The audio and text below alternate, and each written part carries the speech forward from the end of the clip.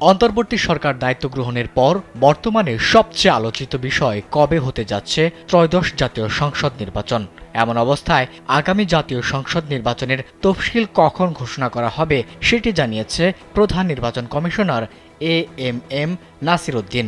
দেশের একটি বেসরকারি টিভি চ্যানেলে এক সাক্ষাৎকারে সিসি নির্বাচনের তফসিল সম্পর্কে কথা বলেন।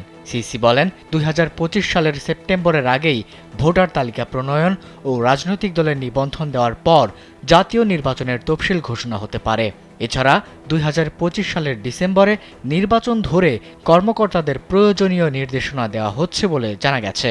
নির্বাচন নিয়ে মানুষের প্রত্যাশার বিষয়ে তিনি বলেন, মানুষ যখন দেখতে পাবে যে নির্বাচন কমিশন একটি সুষ্ঠু নির্বাচনের জন্য প্রতিজ্ঞাবদ্ধ, তখন তারাই আমাদের পক্ষে দাঁড়াবে।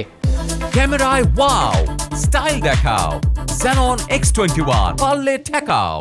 নির্বাচন ব্যবস্থা সংস্কার কমিশনের প্রতিবেদন আসার আগেই ভোটার তালিকা চূড়ান্তকরণ, সীমানা পুনর্নির্ধারণে কাজ শুরু হয়েছে বলেও জানান সিইসি।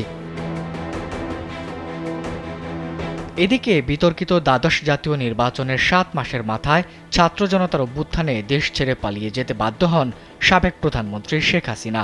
গেল আগস্টে ডক্টর মোহাম্মদ ইউনূসের নেতৃত্বাধীন অন্তর্বর্তী সরকার গঠিত হওয়ার পর ২১ নভেম্বর গঠিত হয় নির্বাচন কমিশন।